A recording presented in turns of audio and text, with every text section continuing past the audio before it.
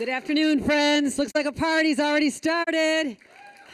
Of course it is. Of course it is. And I want to acknowledge the extraordinary leadership of this institution, the New York Historical. And Louise Muir, I love your vision. I love what you're doing with the place. And I look forward to many more years of your leadership. And Agnes Shutang, I want to thank her for helping me understand the importance of this. I remember coming to a breakfast here when I first became governor.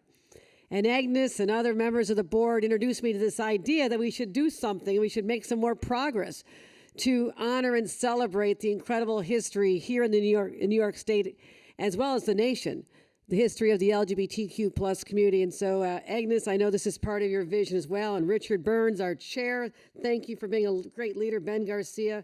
I know we have our Attorney General here, Tish James. Let's give her a huge round of applause. Tish James. So many leaders are here. We had Brad Lander, our controller. Mark Levine is here.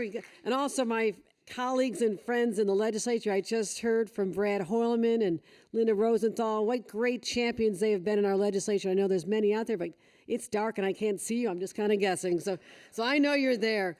But today we celebrate courage. When you think about it, the long journey from those who stood against their communities, their friends, their family, the police, and took to the streets and says, no, we have basic human rights, that we should go where we want to go, drink where we want to drink, dance where we want to dance, and by the way, we're going to love who we want to love. And that was the message of 1969, which we've celebrated so many times, the 50th anniversary, and how exciting that was a couple years ago.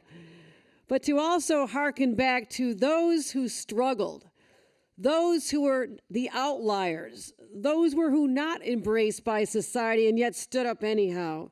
I honor all them.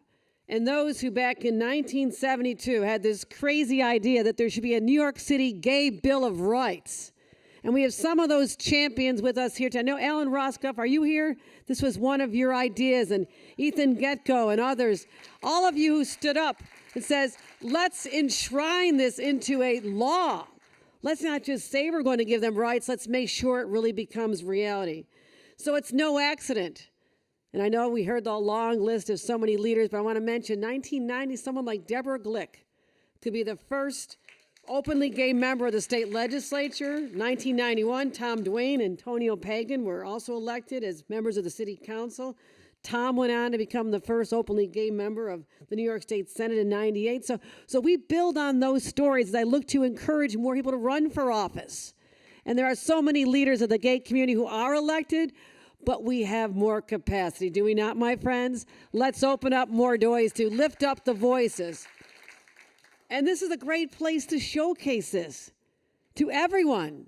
All citizens of New York, all visitors to this great city should come to this gathering place and understand a part of our history that shows that New York State is not just the first place to celebrate and honor women's rights. It's not the first place to fight for environmental rights. It's not just the first place to fight for labor rights. It's not just the first place that was the home of the precursor of the NAACP. We also say we are the birthplace of the LGBT plus movement, and it's all right here celebrated in this fabulous museum, and as it will be when it opens its doors in a couple of years.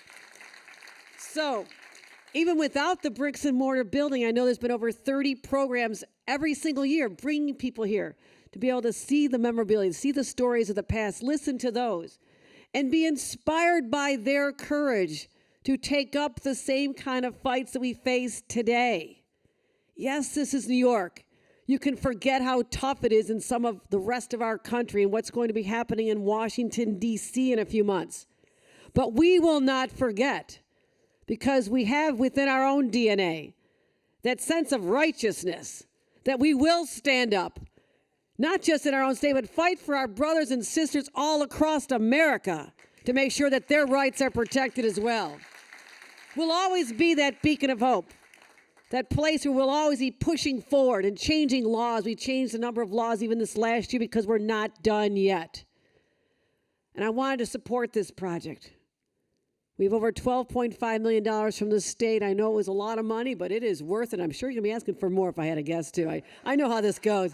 Yeah, Governor, we just need a little bit more to be able to put the final touches on. Okay, you know I'm going to listen. But let me close with this. I'm ready for the fights. You're ready for the fights. You've been through the fights before, and that is what we must do for America. And I thank all of you. And I think about the fact that there's going to be a garden planted. A dormant garden is going to be planted that symbolizes the beauty of a new beginning. They say when you plant a garden, it means you believe in tomorrow, that tomorrow will be there. Our tomorrows are going to be great in this state because of all of you and the people who believe in this cause, the telling of the story of so many brave people. But it's not just celebrating the past. I want 50 years from now to be more in this collection of what we've done in our time. How we continue to lift up the people who, as my Uncle Kevin found out in the 60s and 70s as an openly gay man in the military, it was a hostile world. And I don't want anyone ever to have to endure what my Uncle Kevin had to put up with. I love my Uncle Kevin. We lost him during COVID, but he had to fight a fight that he had to fight alone too many places.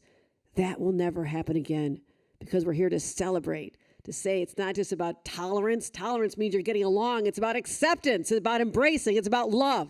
And those will always be the values that define us here in the great state of New York. Thank you, everybody. Congratulations.